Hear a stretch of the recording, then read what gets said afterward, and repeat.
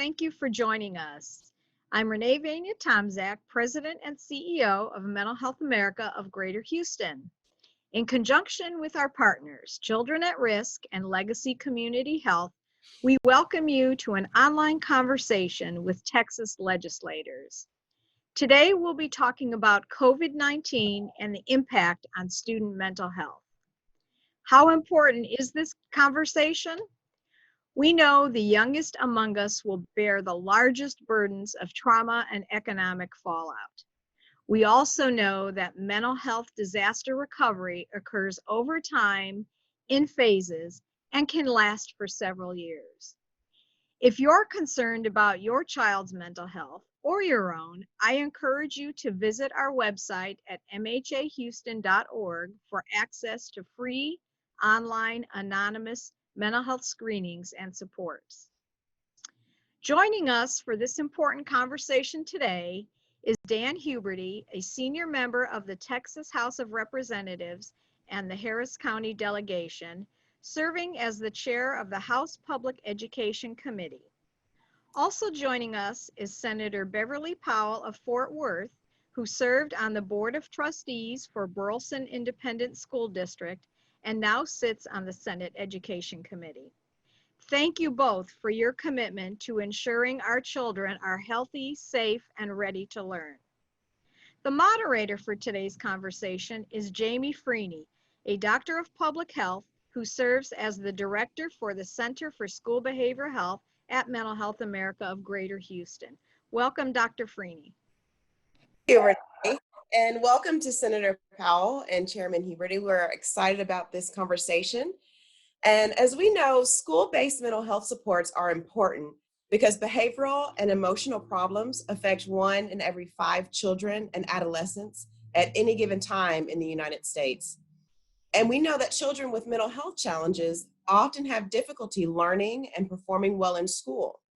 Therefore, these types of supports are crucial because they improve access to and treatment for various mental health problems, including substance abuse.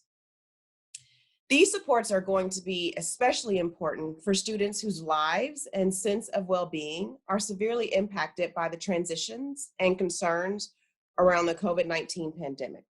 We've been hearing a lot about it, and we are learning more as we continue to talk to stakeholders, legislators, educators, and the mental health community. And we know that this is going to be especially difficult for the transition back into the school setting. At Mental Health America of Greater Houston's Center for School Behavioral Health, we've been working with school districts for almost a decade to ignite systems change around school behavioral health.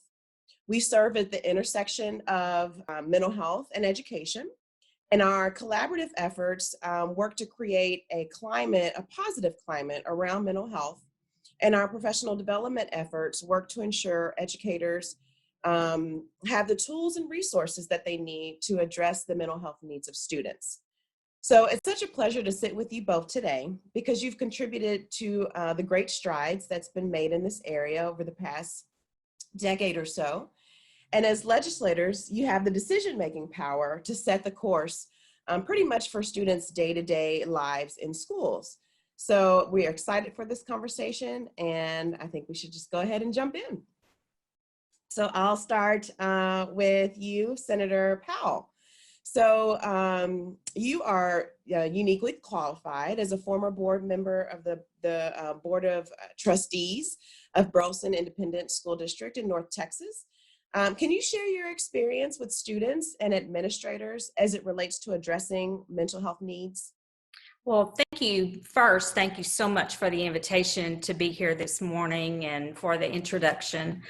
I like to sort of preface my comments sometimes by letting people know what it is that created my passion for education and for the mental health partnership with educators. And I do that by telling a story about my college experience.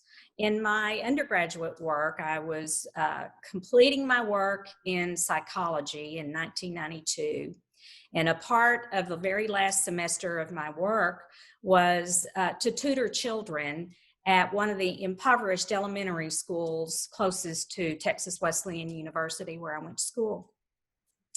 And I tutored a young lady named Ebony, who was a second grader, and I was supposed to help to bring her up to grade level in reading. And as we sat down for our very first conversation, I realized that Ebony was not going to be able to work on reading until she told me the story about her life. And in that moment, she told me about an incident where she had to sleep in the floor of her closet at night to avoid a drive-by shooting. Almost every night of the week, she would find herself covered up in the floor of her closet. And I realized at that moment that it's particularly difficult for children to arrive at school, leave their problems at the door, and learn as though nothing else were going on in their life. And so together we worked through that semester to help bring her up to grade level in reading, but we spent the lion's share of our time just allowing her to talk freely about the experiences in her life. And that led me into a process where I created a workshop for third graders in music to help to elevate their self-esteem. And together we would work 30 minutes twice a week, singing songs that were happy songs that were related to helping children build their self-esteem. And it's from that I became really motivated by passion to make sure that we create opportunities for children to learn in every single environment. I believe it's the reason why I ended up as a school board trustee for 10 years, focused on student achievement, focused on keeping children safe, and focused on providing healthy facilities for them. And I believe that today I'm thankful to the Lieutenant Governor for having appointed me to be a member of the Education Committee, because it affords me the opportunity to do work that is so meaningful to me, work that I have been motivated to work on for over the better part of 3 decades really. And so I'm thrilled to be a member of the Senate, to have passed a bill to create a mental health task force to study how our children can relate in the classroom and things that we can do as educators to make that process better for them. And it's why I'm so grateful to be here today with my friend Chairman Huberty to talk about those things that are so important to our children. Thank you for sharing that.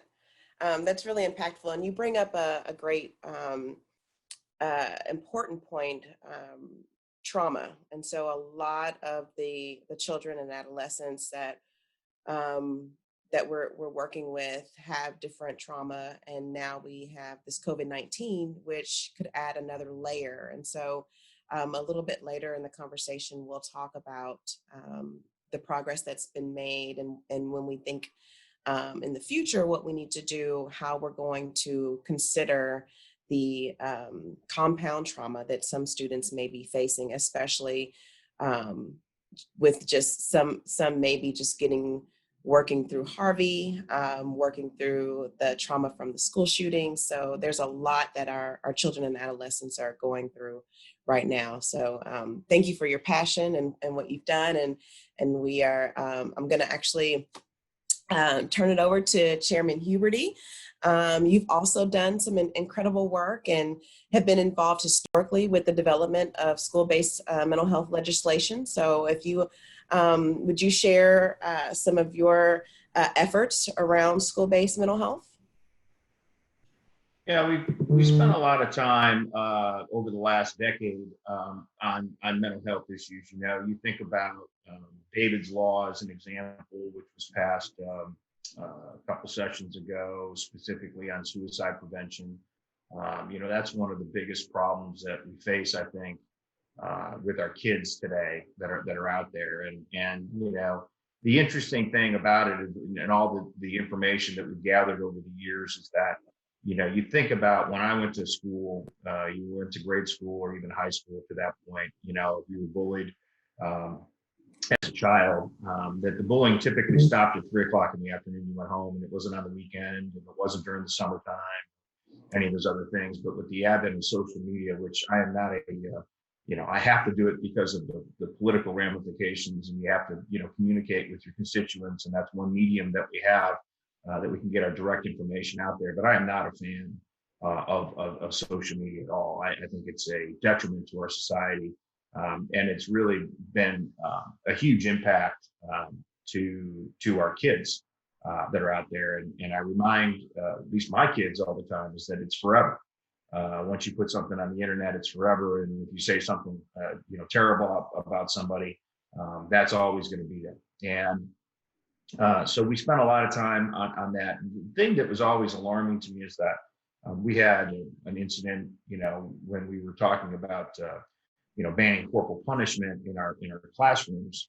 And this is back in probably 2013, and we had a bill that was being presented by Dr. Allen, and I think it was very supportive. But you know, it was such that, you know, there's, and I'm not advocating one way or the other for it. What I'm just saying is that we watched this kind of happen, and the impact of the teachers, and so we had some teachers that when we were going through, whether it was that or we had another suicide bill that we had that was up on the floor, and we had teachers come and talk about it. And they would say, there was most of them, they're very supportive, but there was a grouping of individuals and teachers that said, you know, I don't have time to worry about if a kid's going to kill himself or not. And that just puzzles me because, you know, their job of a teacher is to make sure that they're protecting their students and making sure they're being educated. And we think about all the different mental health aspects of the bills that have done. Chairman Price authored many mental health bills over the years that went through public health, but also came through the Public Education Committee. And, you know, we spent a lot of time, you know, focusing on that. One of the things that we did during the 2017 interim session is when we did our school finance commission, that we focused on mental health, but specifically of how to get more social workers into our campuses, how to get more counselors into our schools. Those are things that are going to be really important for us to continue to build upon as we go forward, because we have a situation where we're not really taking care of the mental health of our kids because the counselors don't have the time to deal with those kids. We got about 50% of the counselors that we have required is what the National Counseling Association state that we need to have. But it goes hand in hand with is that you got to have, and I'm again, 95% of our teachers are out there doing the things that they need to be doing, especially during this period of time. You know, it's been remarkable to watch. I've got 2 high schoolers of the work that the kids are doing. You know, my kids go to Testata High School in Humble, and teachers are just doing a great job of you know, making sure that they're trying to be at least educated during this period of time. But there's going to be a significant impact, and I worry about, you know, there's a lot of kids that are really depressed about, you know, not going back to school, not being able to go through graduation, and not having prom, and all these other things. And so now more than ever, we got to kind of pay attention to that. You know, and I don't think it's a gender-based issue at this point. I think it's a combination of you know, talking to these kids. My son's graduating from high school this year, and he's like, I'm not going to get to walk. I spent all this year, and all these things that are happening right now. And so, you know, as we go back into the next legislative session, I think the focus is going to, you know, we're going to, you know, shift gears a little bit and try to focus more on the mental health aspect of what we're seeing in our classrooms, because, you know, we can't afford to let any of these kids slip through the cracks, which unfortunately has happened, you know, and it's, you know, when you got 5.5 million kids in your system, it's going to happen. And, you know, so the prevention and the training that we provide, I think, will be really important as we continue to go forward. And that's to me is what's going to make a big difference for us. Yeah, absolutely. So you brought up a lot of great points, and I want to go back to the point that you made about some educators seeing mental health as outside of their scope or outside of their role. And so this question is for both of you. How would you go about, I guess, convincing or letting or helping educators understand that identifying signs and symptoms, those red flags, and making those referrals, that's an integral part of their role, and that they're frontline. They're just like the parents. They're with the children or the students more often than anyone else. So how would you go about having that conversation? Well, Dr. Freely, I have a sense that the rise in mass violence in schools is creating a different awareness in the eyes of most faculty. That percentage of teachers who Chairman Huberty described, thankfully, is, as he said, related to only a small portion of any faculty. And I believe that our campuses are starting to see their role in keeping campuses safe as making those referrals, identifying children with special needs for emotional and behavioral support. And as we move forward, freeing up our counseling staffs to be able to face those kinds of issues, as opposed to being buried in paperwork or being buried in testing responsibilities or other things that don't necessarily relate to helping students overcome the trauma in their lives. I'd like to go back to one of the things that Chairman Huberty mentioned. As a school board trustee, I never believed that I was going to step into that role, and part of my responsibilities would be to attend the funerals of children who were committing suicide. But over the course of the last 5 years, especially of my tenure as a school board trustee, from about 2012 to 2017, when I stepped away from that role, I attended one right after another until I had attended 4 funerals of children who had committed suicide. And what I think was important to note in that is that those children were not the older children, they were elementary students. We had a student that was 10 years old and one that was 11 who committed suicide. And it largely had to do with just a combination of pressures at home, pressures in the school environment, and some of it related to cyberbullying.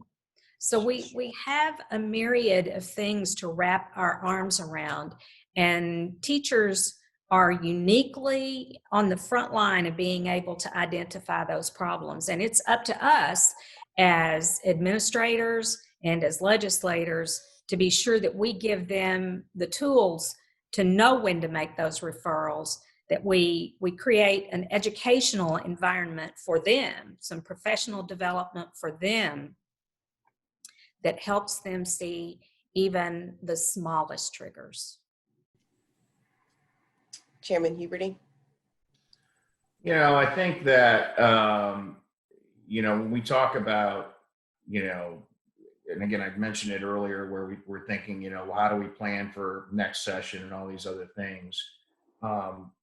The advent of the training that needs to be done for the teachers. And again, there's a lot of them that embrace it. But if you really think about it, we've got, we changed to kind of minutes per year, but we still have roughly 180 days of theoretically education. Obviously not this year. We're not sure what's going to happen next year either yet. But, let's just call it 180 days a year out of the 365. So, and we're talking, 8 to 9 hours a day that the kids are at school. So, 50% of the time, roughly 50% of the time, that doesn't include extracurriculars and anything else. So, during the daytime and the amount of time that we're spending with our teachers in our schools is, probably close to 40 to 50% of the time that a kid is up and awake and doing the things that they're supposed to be doing. And so, it's incumbent upon the teachers to have an active interest in these kids. And again, there's tons of teachers out there that really do.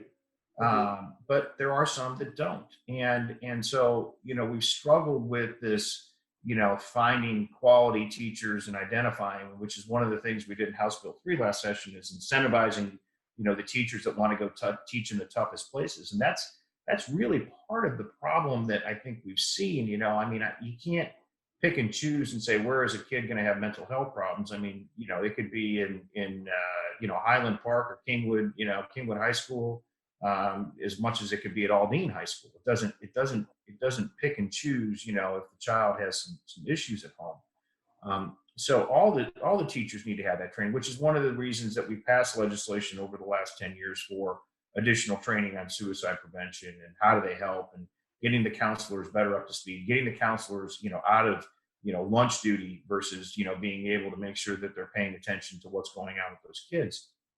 But we still have, for whatever reason, we still have kids that are just getting left behind or not being understood correctly and not being taken care of. And what do we have to do? What we have to do is we have to make sure that we're taking care of all the kids, not just a portion of them, but we got to make sure we're taking care of all the kids. And so, part of what we've done under new legislation is to incentivize the best possible teachers that we have within our state and certainly within our school districts and regionally to go to the toughest places to teach, and getting them into those classrooms and identifying ways for them to help those kids. Because mental health is not just struggles at home if your parents are divorcing, or if one of them single parents, or drug use or alcoholic use, or the parents are in jail or whatever. I mean, we got all that stuff, and we got homeless kids, and I mean, there's tons of different situations that are out there that we're dealing with, that kids are struggling with, and candidly, teachers and certainly the students that look up to them have a responsibility. They've taken this job for a reason, and we're not asking them to be their mental coach on every single thing, but at some time, taking an active interest in a child can certainly make a difference. And incentivizing them, and then we're willing to pay them more. That's part of it. And I've heard that over the years. It's like, well, you don't pay me enough to do that. Well, I when I hear that, I typically have said, and I've said this publicly in my hearings and in my meetings, if a teacher comes and has that type of attitude, I typically tell them that they should find another profession or they should retire, because that is not what the system needs. Again, but it's a very small population of those teachers.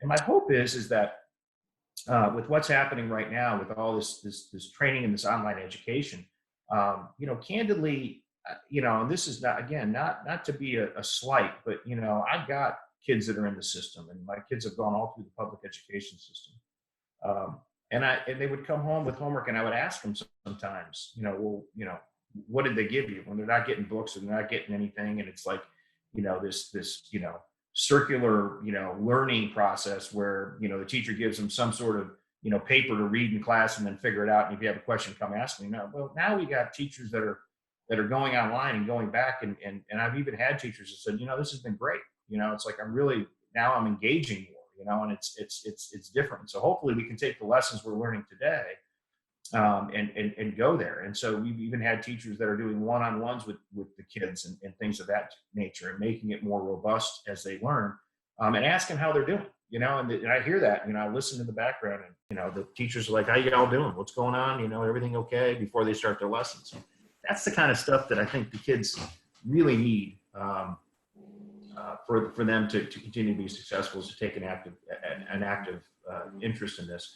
But you can't disregard the social interaction that's required for these kids, which is missing, and that's a huge problem. And we got kids that are sleeping half the day and video games all night, and and we got to get back to some normalcy at some point in time. So I mean, that's going to be one of the things, trying to get our schools back open again, and do a shot, but absolutely, we focus really hard on next year and making sure that we're ready to go.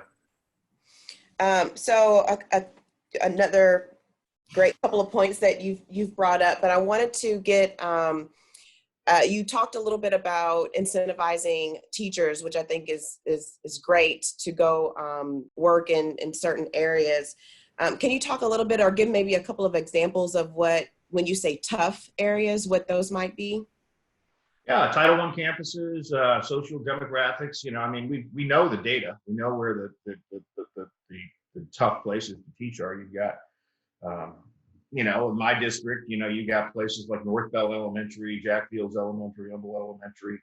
We got great leadership there and principals, and Aldean's another great example. I got Aldean in my district. The superintendent there is doing a phenomenal job. They had one of their middle schools that was a failing campus one year, about a year ago, and turned it around to an A campus, and because they, new leadership at the top and brought in a team of people that they were able to pick, and the teachers were engaged and trying to get those kids to learn. And so, I mean, it's clear, based on, demographics of where it's at, where the problems are at. But the other side of that is you can even have a school that might have 75-80% Anglo kids that could rate as a B campus or something along those, and in theory you would look and say, oh, this campus is doing okay, it could do better, but there's a subpopulation of kids that are being left behind, right? And so making sure that we're focused, pinpointing how to get the teachers to get those kids motivated and to get them to where they want to go, because everybody, in my opinion, is, from a ability to learn, has the same basic blank canvas, right? And if we're able to have good quality teaching in place, that's going to make a huge difference. And again, when we think about certainly demographics and all the other things that are going in, the public education system has to take every child, right? We got to take every single kid that comes to us. Whether they're legal or illegal, we still have to do it. It's just part of the process. And whether they can speak English or can't, we've got to figure out a way to educate those kids. And so we've got to have our best teachers that have the ability to deal with that. And part of it is to incentivize them and to say, look, you've done such a wonderful job at this campus. It's an A-rated campus. It's 85% Anglo or whatever it is. We really need you and your talents to go down to this campus. And by doing that, we're going to pay you more. We're going to incentivize you more to be able to do that. The perfect example, and Beverly knows this, up in Dallas. I mean, Dallas ISD, the superintendent, Dr. Hinojosa, has done a great job with the ACE program. And working with Commit Dallas up there with Todd Williams and his group. It's data. It's all data driven. I mean, it's hard. We're dealing with COVID-19 right now, which the data is proving out that whatever we're doing apparently is working, but it's also proving that the amount of deaths are lower. And I'm going to advocate for this: is we got to get back to work. I mean, because if not, there's not going to be any work left for people to do.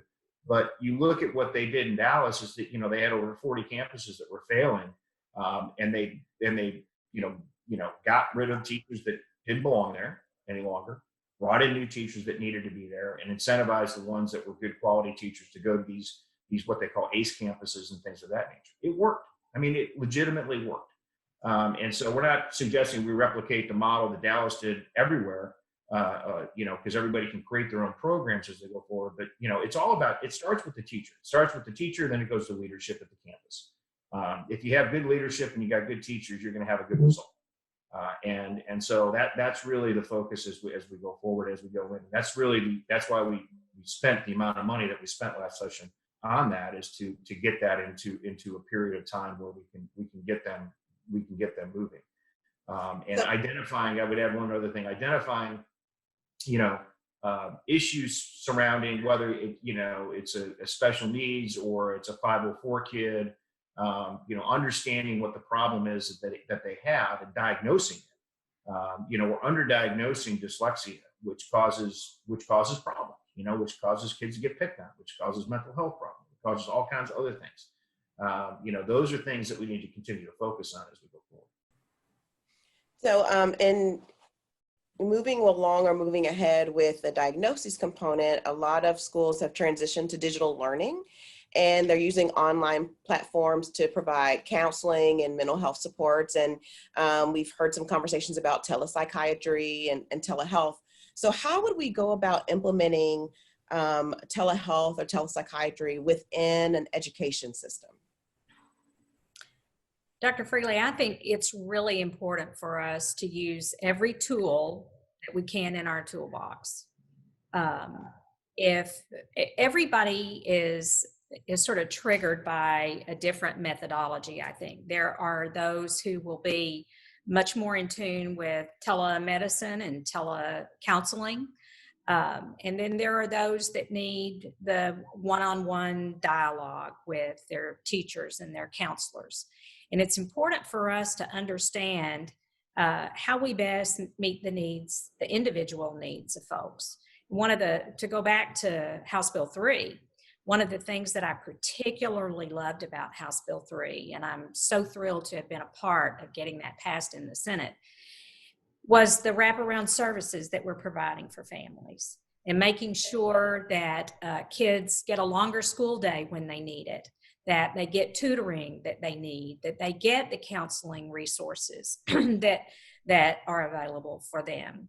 And as a part of that package, I'm particularly hopeful that we are going to create a counseling system that ministers to the needs of the entire family, that creates that family support for children that is so obviously critical to the success of kids in the classroom and to the success of their mental and emotional and behavioral health as well.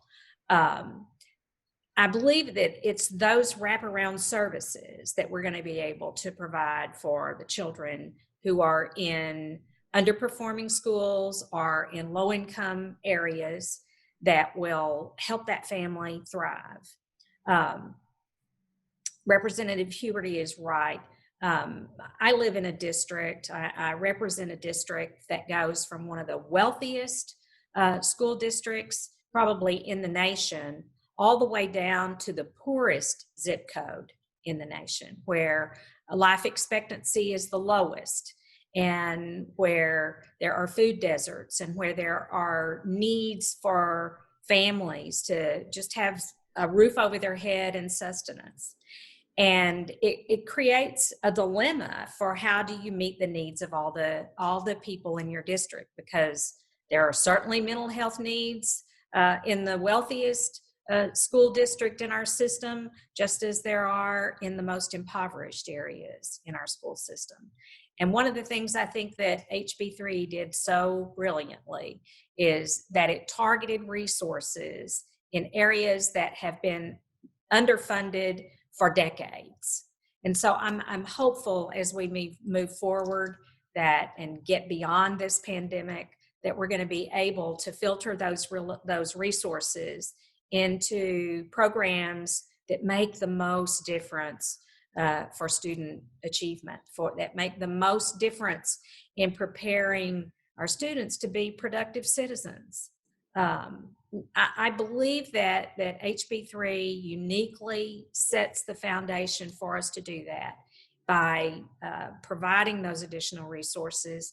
You know, yes, Dallas has been really successful with their merit pay program, but they have also funded enormous additional resources into those underperforming schools that have made the difference in how they prepare their kids. And so I'm excited to think about what the future holds for us as soon as we understand exactly how we're going to deal with the whole collection of problems that we're going to have funding our budget and those kind of things when we head back into the next legislative session. Sure. So as a part of the response to COVID-19, the Center for School Behavioral Health conducted a needs assessment survey to learn more about the emerging behavioral health needs of students. And the results of that needs assessment suggest that behavioral health needs have already increased at campuses and districts. And there's some concerns about anxiety, some concerns about stress, and then understanding how HB3 with the additional resources and encouraging wraparound services are all in place and will definitely add to providing the care that's needed for our students. what are your thoughts on our capacity? Are we there yet? Do we have the capacity to meet the needs of our students when they transition back into school? No, no. That was very clear to us, during, the interim in 2018, and then going into the legislative session. We've made great strides. Don't get me wrong. We funded a lot of programs and things of that nature, but the school districts were provided resources to add the additional counselors and things that are going to be necessary. But I think that the things that we're missing, is whether it's identifying the social workers or additional support staff or counselors are going to be necessary as we go forward. We focused a lot with the ESCs, which is the Educational Service Centers, is to get them additional support and resources so they can be helpful from a training perspective as we go forward. So a lot of what got implemented in September of 2019 with HB3, the initial pitch was to try to roll some of these things out. So it's going to take a little bit of time to get those things done. So again, the short answer is no, we're not there yet, but we've made a lot of strides on doing that. But we're still short on the counselors and certified counselors, and that's going to take some time to get people up and get them certified and get them into the classroom. And again, it takes money. It's about, I don't know, if you were to get to the proper ratio, it's about $500 million of additional resources. We focused money in some other places this time, and so it's a big need as you go forward. But part of what we tried to do this session is that and I've been on all sides of it. I've been on the school board, throwing stones at the legislature. I've been in session in 2011. We made huge budget cuts, and I have no idea what this session is going to look like yet. I mean, it's obviously with oil at a negative, it's not good. So we're going to look at all the different ways to try to make sure that we continue to implement what we had as we went forward. But it's going to be tough. I mean, I think, we've all have to be realistic about this as we go forward, and we're going to have needs and wants, and we need to fill the needs bucket first. And then, we'll go forward on the wants. And, I talk about this a lot when we go through a process, which is that in the school system is that, it's great to have surveys and, people are like, oh, we need to spend more money on this. We need to spend more money on that. You start adding it all up and it's a big number. And then you start with the second question is like, how'd you like to pay for it? And then it's crickets, right? So part of what we'll do is that, and I've been through this, which is, we've got some experienced people, both sides of the aisle and in both bodies that have been through these struggles before.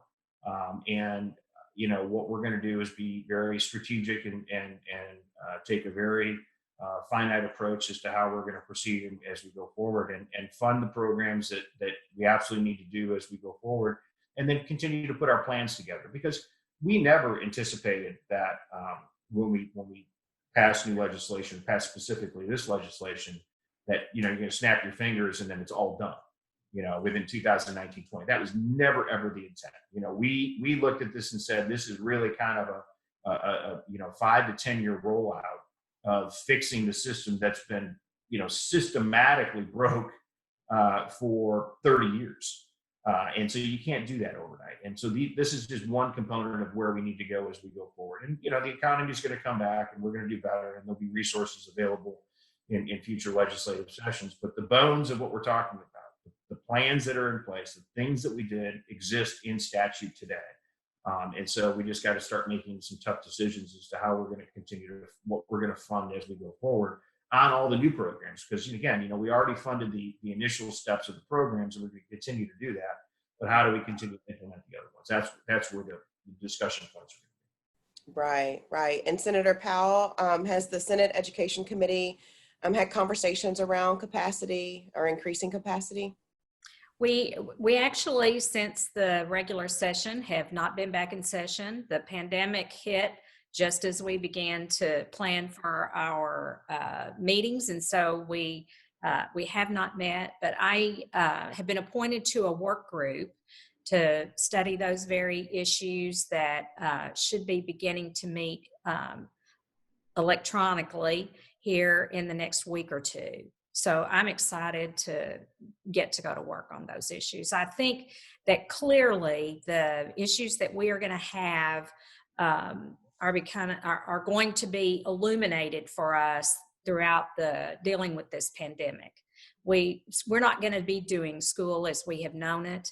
We're going to be dealing with children who have a myriad of issues. That's clear. I think it's going to be similar to PTSD. We've got children whose intellectual lives have changed, whose social lives have changed. Yeah. Teachers are having to find new ways to reach out and touch children and families. And I have a wide circle of educators as friends and family, and they tell me to the last one that they're working harder than they ever worked in their classrooms. You can just take a look at what they're having to do to make sure they stay connected with their classroom of children. They're trying to call kids every week. They're calling their parents every week. They're forming drive-by parades so that children can see their faces. So absolutely, we are going to be seeing a completely different set of needs as we move forward. Yes, and I'm glad you brought that up. I've been reading about just the tremendous efforts around teachers, around school administrators to maintain connection and to get the students what they need. And so there's been a lot of effort around innovation. There's been some very selfless acts of teachers and counselors, and some of the comments that we've received on the needs assessment echo exactly what you just said. Like, our LSSPs are working extremely hard. Our counselors are saying that they've never worked this hard before. And so even as they transition from maybe the setup, the planning phase, distributing packets, to actually working with virtual or online platforms to deliver services, there's still a huge need for thinking outside of the box and trying to just make it work. But there's been some great efforts thus far. And so understanding that the Senate Education Committee hasn't had an opportunity to meet yet, if a hearing was scheduled today, what question would you most like to ask of your first witness, Senator Powell? I think I would ask that question. How do you think this pandemic has changed what our children's needs are going to be for both, not just academic support, but for that mental and behavioral health support moving forward? I don't think we will ever do education exactly like we have done it in the past. I think this experience is going to teach us that we have to learn to do things differently. I think that it's going to be with us for a while. Most of the experts tell us that we have about 18 months of this ahead of us until such time as we have developed that vaccine. And so I don't think we'll be putting a system in place that isn't necessary for school districts moving forward. I think there's going to be a need for virtual instruction and digital technologies that we hadn't used to this point, that we will employ for years to come. So I think that would be the question that I would ask is how do you see us moving forward using the things that we've learned from this experience? And Chairman Huberty, the Public Education Committee, again, has not had an opportunity to meet yet to discuss the COVID-19 pandemic. So I'm going to ask you the same question. What would you like to most ask your first witness? Well, I mean, the mental health aspect obviously is important. There's a global issue relative to public education. I think, we do plan on having a meeting in the near term. It may not be with the full committees, and it may be with Chairman Taylor, myself, and the commissioner. We're not sure how we're going to do it yet because we want to practice social distancing. But I think part of it is that there's not only a mental health issue for kids, there's a mental health issue for parents right now. There's a lot of parents who are like, get my kid the hell out of the house, get them back to school. And parents, there's some parents that are doing better than others right now, and there's some that are not. And so there's a combined factor that's out there. I hate to say it this way. The government can't solve everybody's problems. In fact, that is not how we are set up, or should we be set up. We can provide some guidance and some help along the way, and provide the resources, groups like yourselves and others that are out there that can be helpful. And so I think it's going to have to be a private, help with private sector as well, because it's got to focus not only on the kids but the parents' well-being as we go forward. We are in a different place than anybody has ever seen. Whether it's from a school perspective, business perspective, any perspective. Nobody's ever gone through this before. 9/11 doesn't even come close to this. And so it's number one is it's restarting. How do we restart? How do we get kids back? Number one, because if you can get kids back into a setting that's familiar with them, that they have the ability to have social interactions of people their own age, right? Because imagine for a second, you got kids that are locked in their homes with their parents for a very long period of time, or their guardians, or whoever it is. It's very difficult for them to have those interactions. I mean, obviously the internets and social medias, which again have a place here, are helpful at this point in time. But we've got to look at that. So the questions that I would ask is, what are they? Again, we talk about needs and wants. What do they need? What do they initially need to get going? What resources do they need?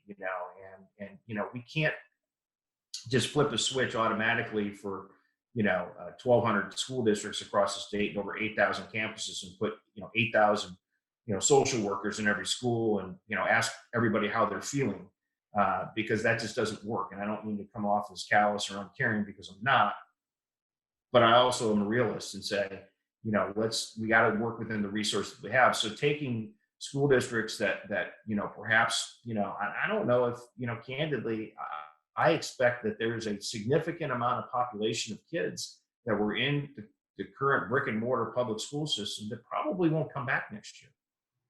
And that's another thing we need to think about. It's, what are the economics on that? How does that work? And then focusing the teachers, maybe we don't need as many teachers in those, and then shifting gears for them to be more helpful on this front, on the mental health front. I think that's the biggest struggle. And, the other thing I worry about greatly is our special needs population of kids. They're the most fragile of our kids, and they're the most, the kids that we spend the most amount of money and time on of their mental capacity. And that's going to be hard for a readjustment period. You got kids that aren't going to be in school for 6 months, and, dealing with their teachers and stuff. And so the readjustment period of time is going to be really important.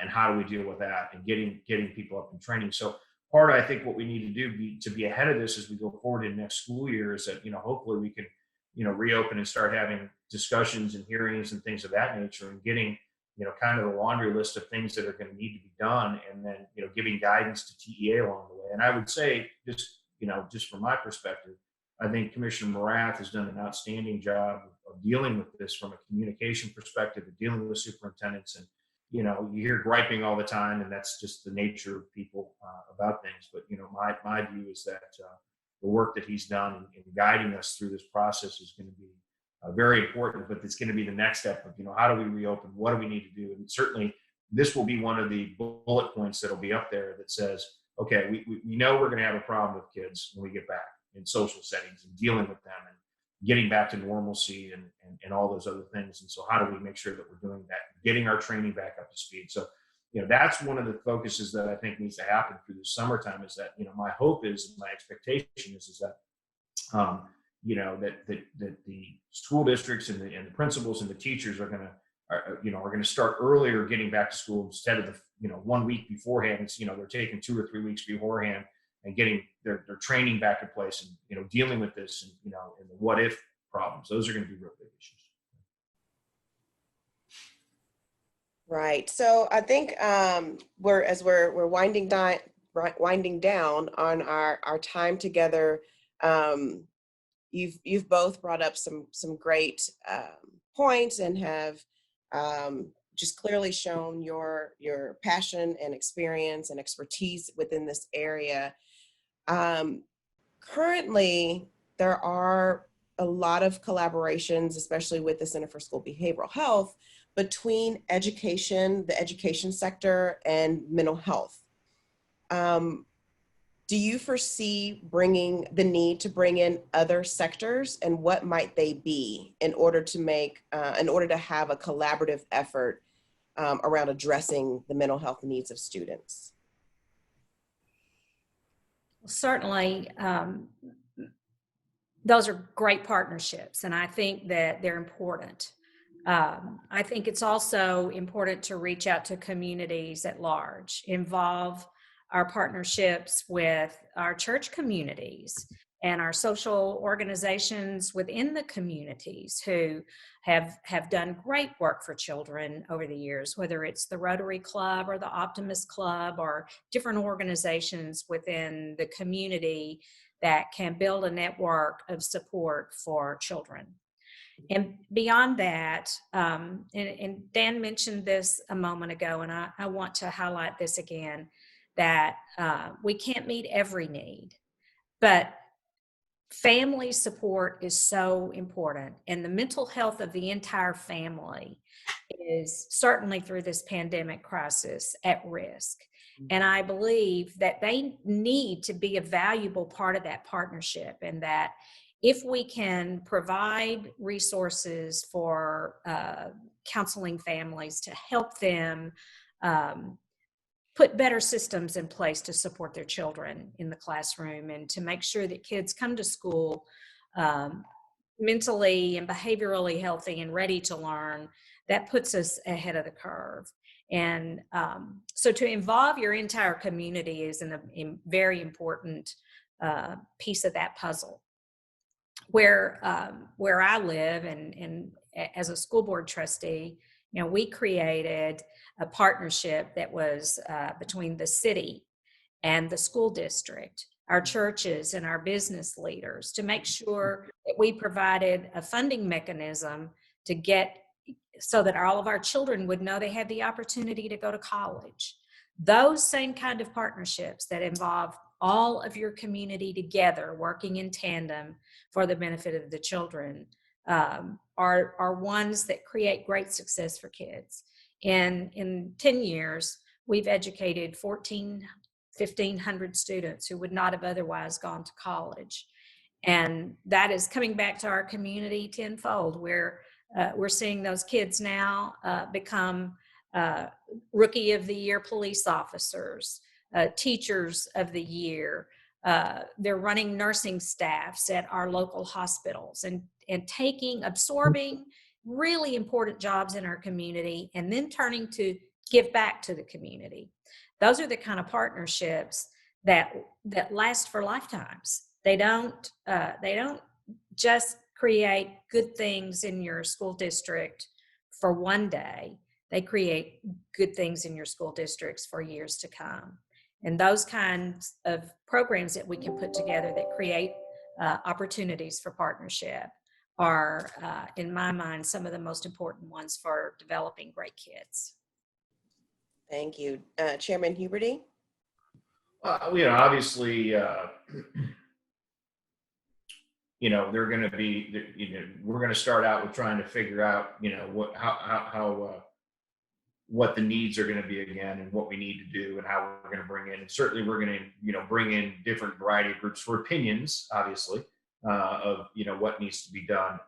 Oftentimes, you want to be as collaborative as you can, and get as many opinions and views and concepts as you go forward. But eventually, excuse me, eventually you're going to, the part of the job of the legislators is to listen and to take input through the process, which we will do, certainly, and bring in a variety of different people, and have invited testimony and talk about, what do we ramp up, because we don't know everything. And I think that anybody thinks that they do is either arrogant or ignorant, depending on which way you want to go with that. And so hopefully that we have enough people as we proceed through this can provide constructive criticism. And again, we'll hear a variety of different things, and I'm sure that there'll be people that'll watch this and say the sky is falling and there's no money and things of that nature. Well, we have resources that we pass in our budget to get us through this next budget year and this session. We've obviously got some resources that are coming in from the feds. Obviously, we got that money in, and I got multiple emails of people telling me where we should spend it and how we should spend it. It needs to be spent right now.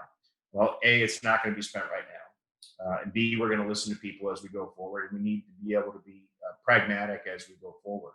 And this should not be, unfortunately, probably in some regards will become partisan issues as we go forward. My hope is that it's not. I think we've been very collaborative, at least from my perspective, on education over the last several years.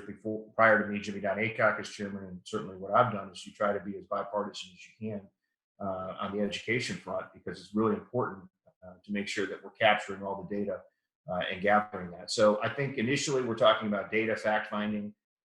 Where do we have the biggest problems? Where do we need to readjust resources if we need to? And bring in all the different groups that represent all the different constituencies, whether it's the disability groups or mental health, all the variety of special needs groups that are out there.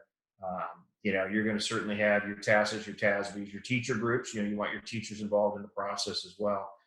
Because what I've found over the years is that if you try to be as collaborative as you can, and even though some people may not agree specifically with the final result, and that's really kind of the frustrating thing. It's I read last session, at the end of the session, there was a variety of groups, and it was really on both sides. Really, it was really interesting on both sides of the aisle, whether it was a really liberal-leaning group or a real far-right group. It's like neither one of them were like thrilled or happy and very critical of the things that we did.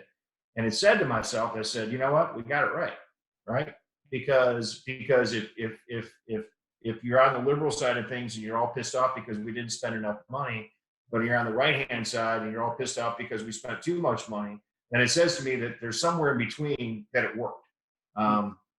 And so I think it's going to take, certainly a steady hands as we go forward. Certainly taking guidance from the Speaker, Lieutenant Governor, and the Governor as we proceed through this next 6 months, because we need to plan today for tomorrow. And I worked for a guy named Boone Pickens for a long time, and one of the things that Boone always said is that when's the best time to plant a tree? It's today. When's the next best time? It's tomorrow. And so we're going to be planting our field relative to ideas and concepts, so that as we proceed into the 21 legislative session, that we have ideas and concepts, because we don't want to be caught with being unprepared for what needs to happen, if that makes sense. So that will be our intent. I've been in constant communication with the commissioner and Larry Taylor, Chairman Taylor, on the Senate side, and talking to my colleagues, across the state. And so it's one of the number one things that we're going to be dealing with next legislative session. I thought we were done dealing with it. You're never done dealing with education, but I really thought we were. But obviously, this has created a whole new problem. So we'll figure it out as we go forward. Absolutely. And like you said, it's time to start planning. And we don't know what social and emotional and psychological shape our students are going to be in when they return to school. So these conversations are crucial. And we need to start having them to, like you said, start planting trees today. So Senator Powell and Chairman Huberty, thank you so much for joining us today. We appreciate your time and your tremendous efforts to catalyze change around school behavioral health supports. Thank you. Thank you. Have a good day. Great to be with you. Thank you so much. Thanks. Bye, Chairman.